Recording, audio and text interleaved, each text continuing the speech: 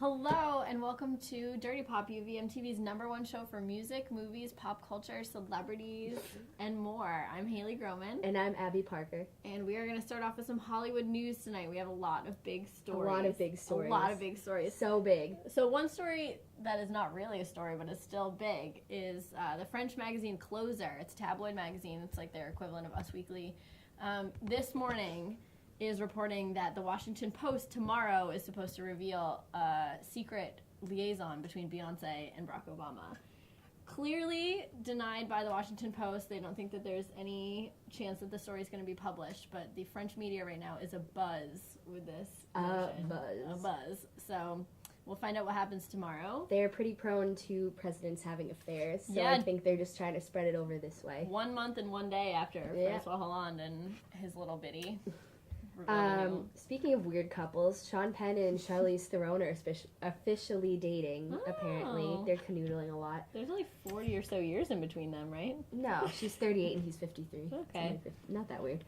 Liam Hemsworth and Nina Dobrev were spotted together at a bar in Atlanta, also canoodling. Looking real cute, though. So canoodling is big these days. Yeah, we're really into it. What do you got? 4 people were arrested in relation to the death of Philip Seymour Hoffman this week.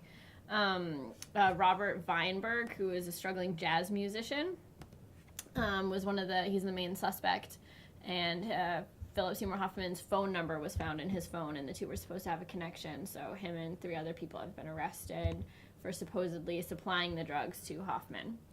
So that's pretty bad. Also, in news this week, Shia LaBeouf is, like, really fucking weird. Mm-hmm. He's so weird. He's not famous. Yeah. But he's weird. He wants you to know that he's not famous. He wore a paper bag over his head to a Berlin movie premiere, was it? That said, "I am not famous anymore," and I guess he's been tweeting that every single day. But that just makes you more famous, and it's almost like he knows that. He knows that. I think he really wants to still be famous, and he just looks disheveled. Weird. He said this weird quote.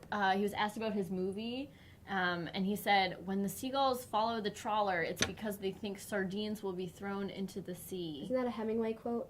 I think he was quoting Hemingway or some author. Yeah, I mean, they asked him about his explicit sex scenes in the movie, so I'm not sure if it was relevant, but either way. The Biggest Loser. Big trouble this week. Being a loser. A big one. The winner of that lost too much weight, and when she came out for the big reveal, the 2 trainers, Bob and Jillian, kind of made like this face, like, ooh, yeah. And were not pleased with what they saw. She lost 155 pounds, 45 pounds in the past 3 months. So she's now 5'4", 105, and is technically considered underweight and just looks way too thin. Yeah. So that's bringing up some things. People are wondering if the show should set limits, slow down the weight loss, or scale the intensity of the workouts. So that's bringing up some attention for The Biggest Loser, which some people thought would be canceled soon. So I guess in the words of Nicole Richie, bad publicity is good publicity. What do you have? They've been in trouble before, haven't they, for stuff like that? I mean, one of the women went to rehab for an eating disorder after the show. Yeah, and like reports that they are only allowed to eat Jell-O all week and literally just work out the whole time. Like, I cannot think of anything less fun than being on The Biggest Loser. I just don't know if it would be worth the money or the weight loss at all. Michael Sam if he is drafted in the NFL next year, is set to be the first openly gay NFL player, which is really exciting. He's 24. He's from Missouri, right? Yeah, he's a defensive player, defensive MVP. He's super cute. He's a really cute guy. He has a really interesting backstory. I think he has 3 siblings in jail and 2 that are dead, so it's very, like, The Blind Side. Yeah, Texas raised. And he's gay. He came out to his teammates, and he said they were all very supportive of him, but it's going to be a big change in the NFL. A lot of NFL experts are saying he thinks he's going to be a lot more welcome than he really will be. So we'll see how that goes, and we wish him the best. Yeah, that'll be very interesting. Speaking of the African American community, Samuel L. Jackson went apeshit on a reporter who mistaked him for Lawrence Fishburne. How do you even get that wrong? I don't know. He said, "We don't all look alike," and yelled at the anchor. So Stand up for yourself. Yeah. No one looks like Samuel L. Jackson. Nope. It's not that they don't. Not even the wax figure of him, Ram Tussauds, looks like Samuel L. Jackson. Not even Samuel L. Jackson in any of his movies looks like Samuel L. Jackson. So I don't know about that. But that's all the news that's fit to say this week. So join us next week. And coming up next, we have Joe and Allie with TV crossovers that we would like to see happen. So stay tuned. Hi, welcome back to Dirty Pop. I'm still Allie. I'm still Joe. Well, this segment is entitled, what exactly are we going to call it? Crossovers? Yeah, crossovers we wish would happen. In TV shows, which I think is like such a great idea. Actually, Definitely. Joe came up with that, and I was really excited. My first one was actually Game of Thrones and Walking Dead combo. And there is a little bit of like some Walking Dead in Game of Thrones now, spoiler alert. That was last season. If you haven't watched it, it's your fault. But if like Rick, the main character of Walking Dead, and like all the Starks joined forces to fight all of the freaking evil people, like I just don't even know where that could go. Like I just thought of the general outline of that, and it would be insane. They're like two of my favorite shows. Like why wouldn't I want them all to be together? And then maybe they can like teach the guys from Game of Thrones about like the future and stuff like that. But you know, they're on the same level because there's no technology anymore for either of those. So that would be a cool show, I think. That could work. My first crossover is Arrow and the Tomorrow People. Get the Green Arrow, go kick some ass with these paranormal humans. I think it would be pretty cool. The main characters are actually cousins in real life, so I'd like to see them on camera together. That'd be really awesome to see. Cool. I've never heard of those shows. Yeah. I gotta check some out. CW has it. Well, I'll look it up.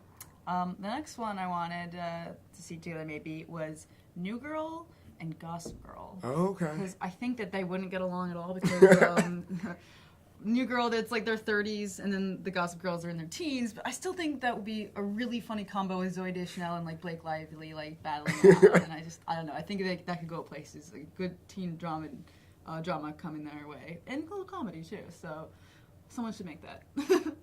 I'd like to see Scandal mixed with Pretty Little Liars. I think Olivia Pope could help the Mason girl Allie from Pretty Little Liars get her life together, stop hiding, stop telling secrets, or tell proper lies. And I don't know, they just need to get it together. The liars wouldn't have anything to contribute to Scandal. I mean, that's like people sleeping with the president and whatnot, so that's not on the same level. But I think they could use Pope and Associates. I think that show is so dramatic that between those two. Oh my god. My last one actually is a combo of a show that's on tonight that I'm really excited about, Shameless, and Homeland, which I am behind a season on. So that sucks. But I think that together, they're very random. One's very political and serious, and the other one's ridiculous and like Shameless is like so crazy, but thankfully it has not jumped the shark and it's so good. So I still think that it would be a good combo to see like a dramatic comedy and like a drama mixed together and see like where it takes them. And everyone's crazy in both of those shows, so that would also be really interesting next year for me. Sweet. Okay, my last two, I'm going to do Teen Wolf and the originals. Werewolves fighting vampires and witches. Yes. Would be really cool. The originals is brutal. The writing is on point. Teen Wolf is very fun, and the plot just keeps going. So I'd like to see them come together. And my last one I'm going to do is The Crazy Ones and Enlisted. So The Crazy Ones is like a workplace sitcom led by Robin Williams and Sarah Michelle Gellar, which is really good. James Wolk is phenomenal in it. And then Enlisted is on Fox. It's their new comedy. It's about these brothers who work on a, I guess, Army Reserve base.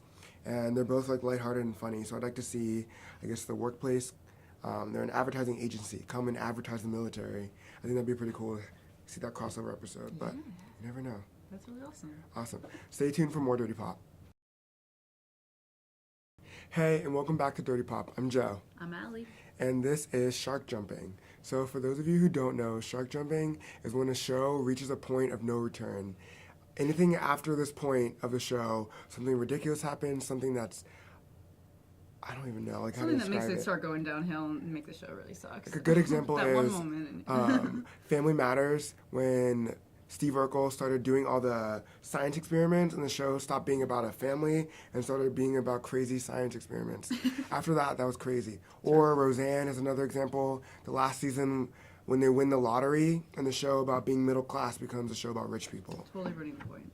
Yep. So here's our, I guess our top current shark jumpers. You want to go first? I will. a personal favorite of mine from the first season was Girls, which I loved so much. And then I watched it, honestly, by the second season, I just, like, was not having it. Hannah, in this season, the main character is just, like, obnoxious and annoying, and the story's not interesting anymore to me. I thought it was great, like, I'm a Brooklyn girl.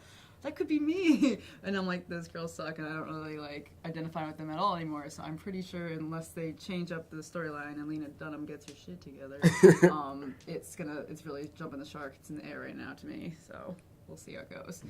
My first one is The Vampire Diaries. This season has been absolute garbage. It is nonsense. I refuse to watch it. This season they started out with this whole doppelganger plot. So, like, a lot of the characters have multiple copies, and at one point, one actress was playing 3 characters in one scene. Are you that cheap that you can't hire other people? The show has gone downhill. I'm sorry. Put a stake in The Vampire Diaries. It's done. That's so funny. I heard such great things about it. So good that until it's this like, season. I think maybe they ran out of things to talk about. It's too interesting. Okay. The next one is a show that's been off the air for a few years, but I really disappointed me, which I think is Weeds, which was the best show ever for the first like 2 or 3 seasons, maybe, arguably.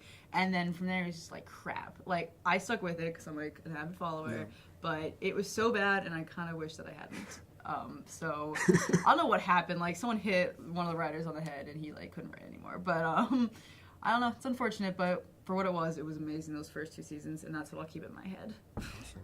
Next one I have is Degrassi, The Next Generation, which is on season 13, by the way. The departure of the main cast, so like Emma and Spinner and all the crazy ones, Manny. What was that season? Drake. Yeah, season 8. Yo, Drake before Drake. That changed the entire dynamic of the show. Then they had like a new flock, which is actually pretty good. Holly J led that pack. Then they graduated and have all these new kids. And I think the thing this season that really pissed me off and when they jumped the shark is when they killed 2 characters in one season. So all this happens in one high school. One kid commits suicide, and then another character gets into a car accident, sending a text message, and then dies. It was a mess. So there's no going back. 2 deaths in one season. Come on. Not okay. Everything that could possibly go wrong to a kid's life happened to Degrassi. Like, oh my god. But it was good at the start. And I think this will be my last one. Is 24, which was like fabulous. And I even hate saying that it jumps the shark, but like it just went on for too many seasons. It's like the same thing every season, and that's really exciting. But like after you hit like 6 seasons of the same like freaking storyline, basically, it kind of just got old, and I couldn't watch it anymore. But as usual, it was always good in the beginning, which is I guess the point why it jumped the shark. But it's a damn shame, and I had to stop watching it. But it is what it is.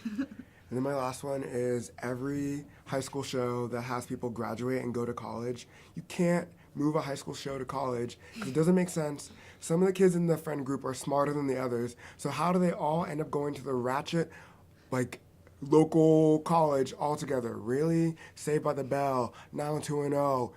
Glee. What the hell? Glee, all these other shows. The only shows I've ever seen work in college are the ones that start in college, like Felicity and Greek. So word to all the writers, do not move your high school show to college. It has to end. Let them just graduate and leave. Seriously. That's it.